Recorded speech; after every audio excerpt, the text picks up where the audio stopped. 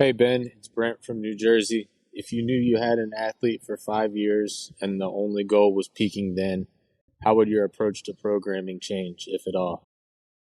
Thanks, Brent. So I think this is actually practically something that I do think about in terms of like balancing an athlete's long-term development with getting them some short-term wins. I think the short-term wins are important.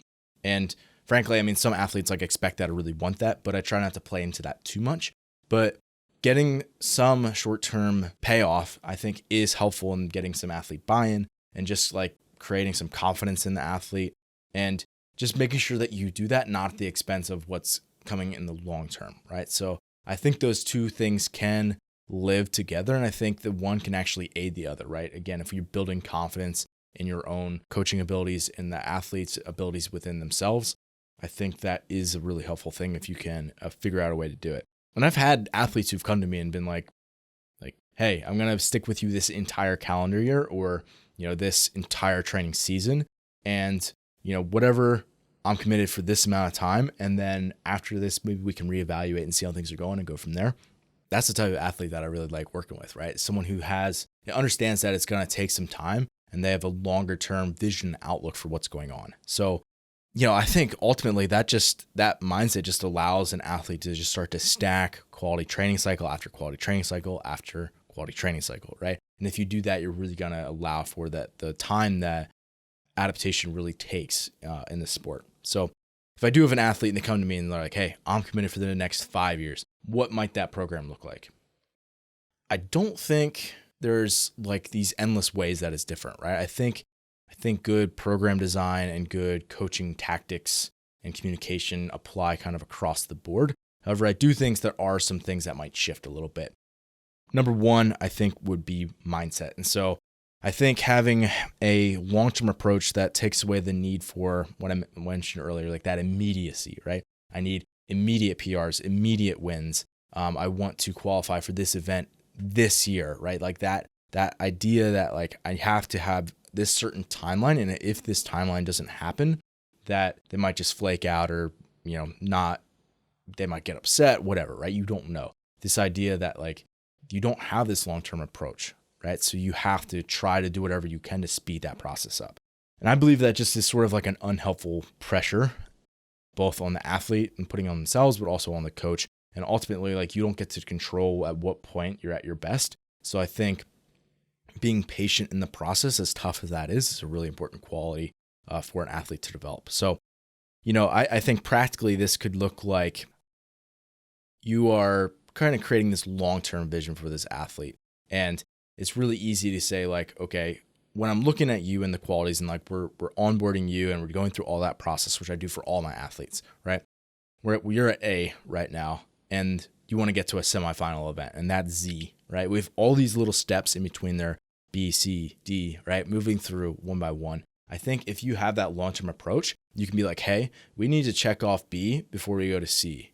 We need to check off C before we go to D. And we just kind of, however long it takes, we're just going to keep moving through that, right? And it's not that clear of a process, but that's sort of the idea is that you're walking through and the time it takes is the time it takes versus saying like, hey, and at this season on this date, I want to compete in this event and I have to be able to qualify for it there. It's like, man, as a coach, you're like, okay, we're at A, we need to get to Z. It's like, okay, I guess we'll skip B, we'll go straight to C. And okay, let's go to E, F. All right, skip a couple more, right? It's really tough and you start cutting corners. And I think in terms of athletic development, that's not a helpful way to go about it at all. So I think that applies to the number one, which was the mindset, but I also think it applies to, sort of planning that athlete's season, their calendar, right? And just how you go about actually doing their program design on individual days. So I think it's important for an athlete to understand that like sport doesn't owe you anything, right? You might put your life on hold for 5 years and pour everything into like, okay, I'm putting all of my effort into training. I'm being really diligent at how I go about things and like doing things right. And at the end of that time, there's no reason why CrossFit has to allow you to win now, right? Like that's what I mean by like the sport doesn't owe you anything. Like that you're not entitled to any amount of success in the sport.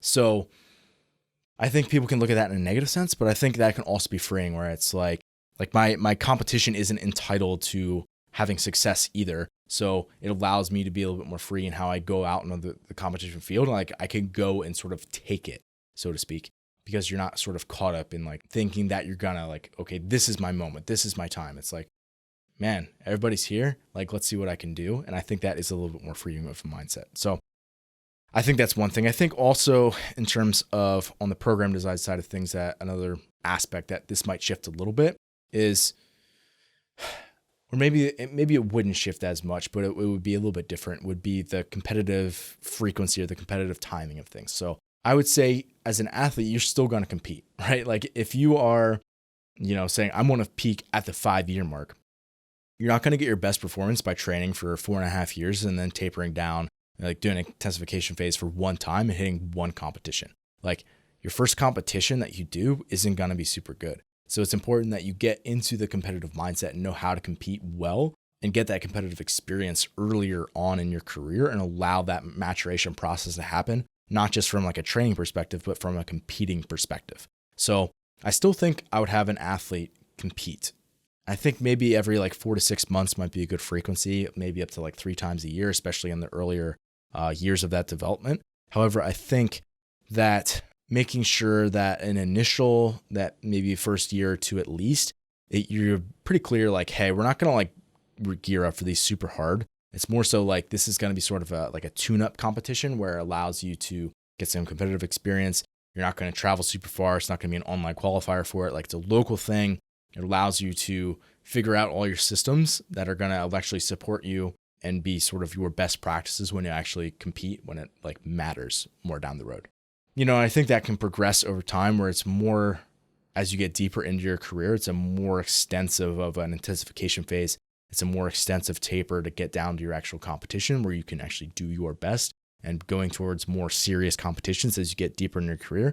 And I think that happens kind of naturally anyway. So I think even in prioritizing long-term development, there's still going to be this cyclical process for an athlete of, okay, I'm doing my training. I'm getting good training progressions. I'm making good progress in training. I'm going to take that and I'm going to intensify this process into like a pre-competition phase. I'm going to taper down, go to my competition and perform the very best I can. I'm going to have an off-season time and then I'm going to do it all over again, right? I think that cyclical nature of a season is really important, both physically, but also mentally, right? To be able to balance both those things. So I think keeping the mindset of a longer term focus and a longer term vision is super helpful in terms of allowing you to get to your best and not putting really tight time constraints onto that. But then also a lot of the things that are just good fundamental program design, developmental athlete things are still going to be in place.